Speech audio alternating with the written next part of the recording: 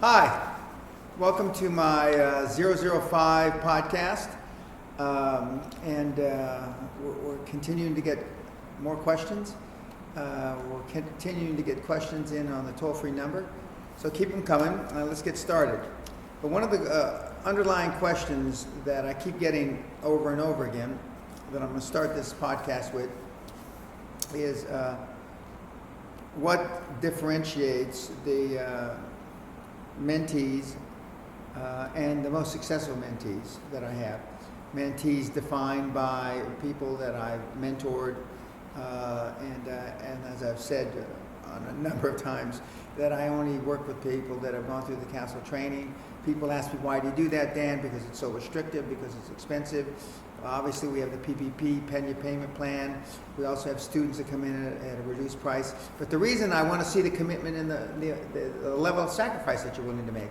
If you're not willing to make that, then the odds are much greater that you are going to have a harder time succeeding. But of the successful mentees, discipline, following the training, and commitment. And I think I said in the last podcast or this podcast before that, just fucking doing it and not thinking about it. As long as it's legal, moral, and ethical.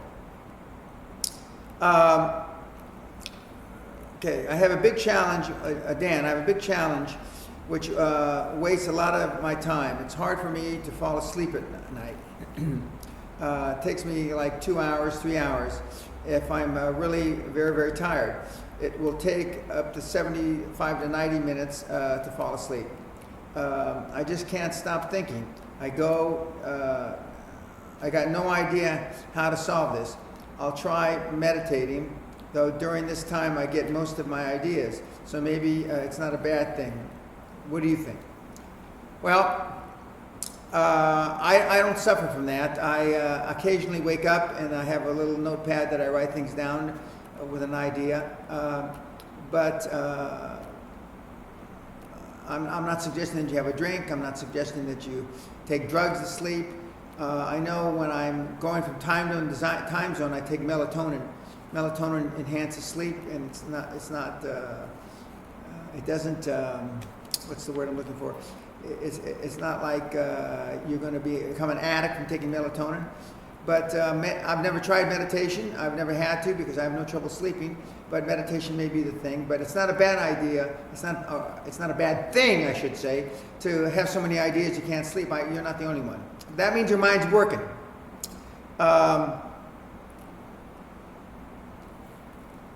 Okay, release your. What I keep getting questions about release your brakes, and my mentor Jim Newman. I think I might have even ended a podcast with that question, what has Jim Newman meant to me? But the idea behind release your brakes is we go through life with a lot of brakes on, meaning like emergency brakes on. For most of you, you're not old enough to know that you used to be able to drive a car with emergency brakes on. And then you realize that the emergency brakes were on, so then you release the brakes and the car surged. Well, when the emergency brakes were on, now automatically as soon as you put it in drive, the brakes go off. But when you had the emergency brakes on, it's bad for the tires, it's bad for the differential, it's bad for the universal, it's bad for the engine, it's bad for everything.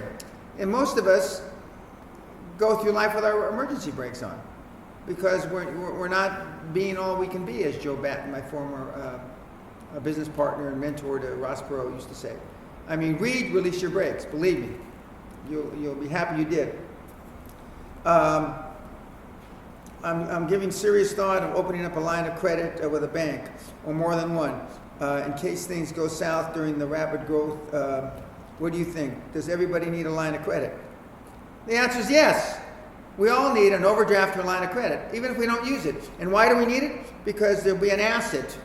You never know what's going to happen. There may be an asset that comes available that you can buy, that you just write a check, that you can take advantage of the opportunity. There may be a low-hanging fruit, a project that you have to fund. Yes, line of credit are mandatory, overdrafts, so they're called in Europe. What is the particular lingo? You currently bank at XYZ, but you're looking for a full service. When you're interviewing the banks, he's asking what's the jargon you use. when you go to interview banks and you're interviewing 3, 4, 5, 6 banks, you let them know that you're interviewing banks and the words that you use. Currently, we're looking for a full service relationship with the bank. Currently, we only have a deposit relationship. We deposit money and they give us service sometimes. We want a full relationship bank. We want lower rates for the directors on mortgages. We want credit cards. We want personal loans. We want personal overdrafts. We want company overdrafts. You want to make sure that they understand that it's a full gamut of services that you're requiring. And then you're going to look for, and once we feel that there's chemistry going back and forth, then we can start a banking relationship.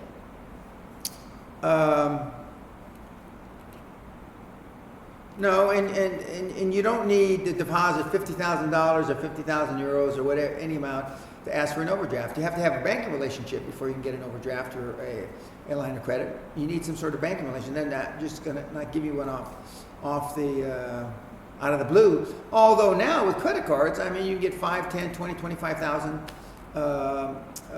euros, dollars on credit cards, depending on your credit.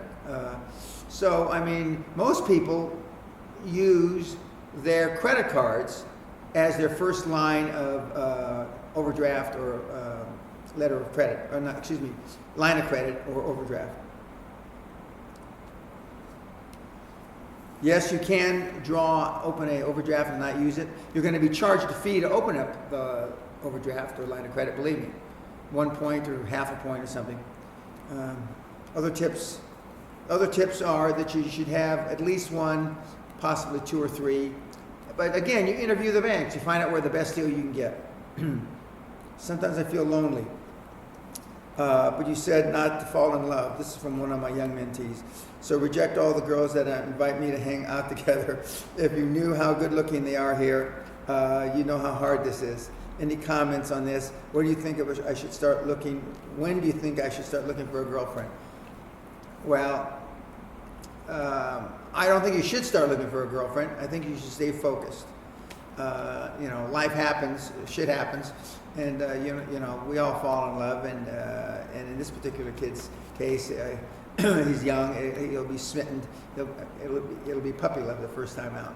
Sometimes it's not puppy love, but it is lonely at the top. And there's a slide I use in the seminar towards the end of the seminar from about 2000.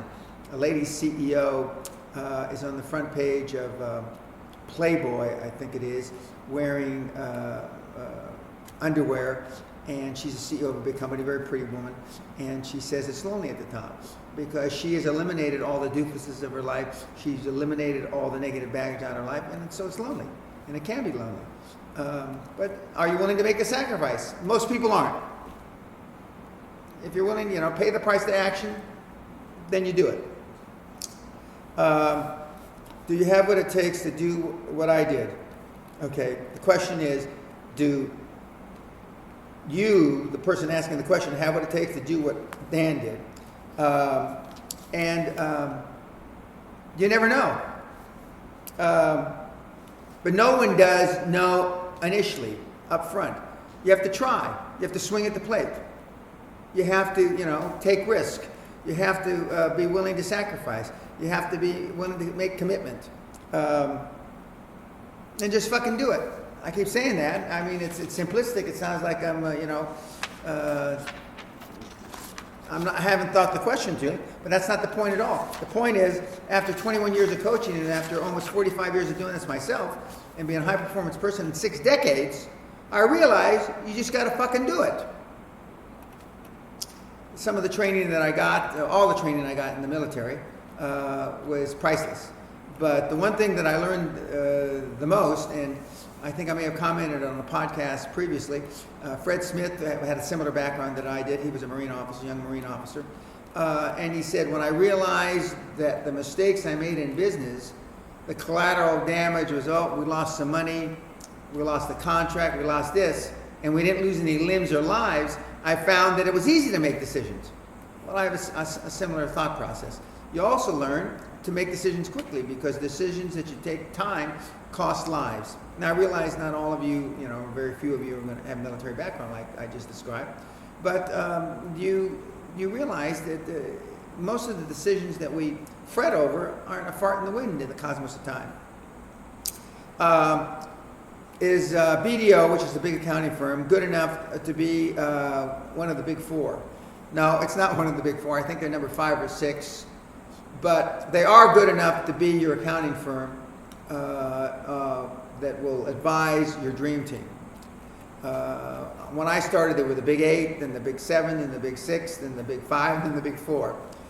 But any of the top 10 accounting firms will do in advising you. What exactly will I say to the dream team members worries me, especially dream team target list on the high level. I am nervous about not knowing exactly what business will be our focus, or what focus will be our business. Should I focus on these top names first and practice on the others before? I told you, practice on the people that you don't think are going to say yes.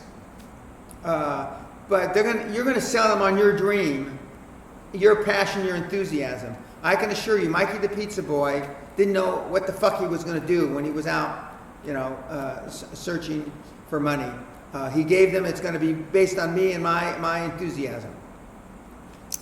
In the book, you talk about purchasing a company out of cash flow. Healthy company owner carry back bank finance. This will be good focus for the first and the subsequent acquisitions. Should be easier to do than dealing with the problems of walking wounded. Plus, everyone understands this. Should the new company name be outrageous, such as Oil Kings, or does that even matter in today's world? Consider billionaire Harold so-and-so, Continental Resources. Big names, but not in your face. Well, as I tell the story of Lucinda Burke, who was one of my great mentees in the 90s, she came up with a name called Anacott, and she named it after the famous corporate raider in the movie Wall Street with Mike Douglas. Name recognition is important. I named mine Great Western Resources because it was named after the most successful railroad, initially the most successful railroad in the UK. But they all told me that I couldn't use that name because it was also the biggest bankruptcy in the history of the UK. But I thought that most people only remember it because there's still things called Great Western in the UK, and so I used it for name recognition.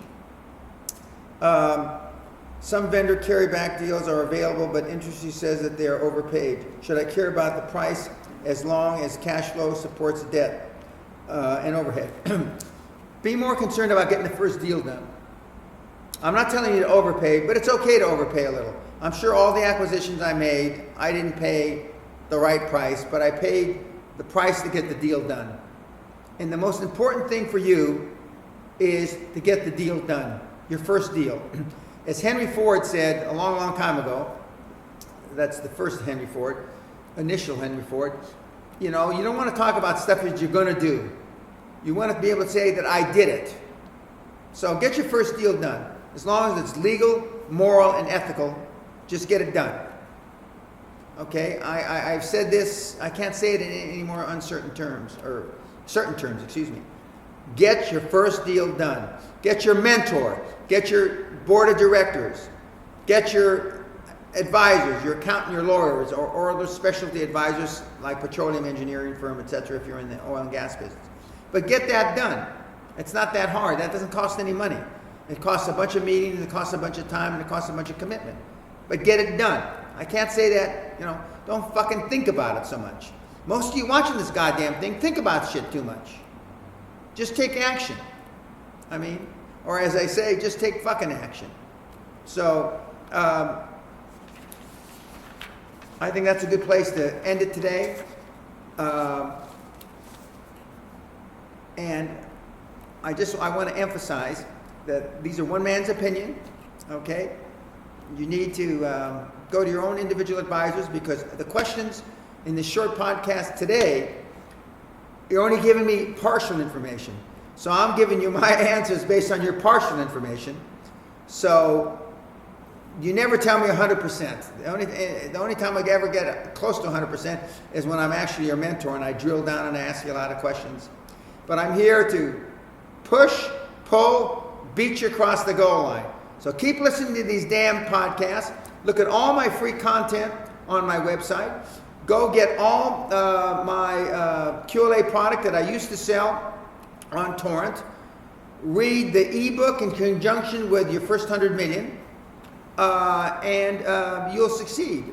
You'll succeed beyond your wildest expectations, and think big, be big, and do big. God bless. Peace.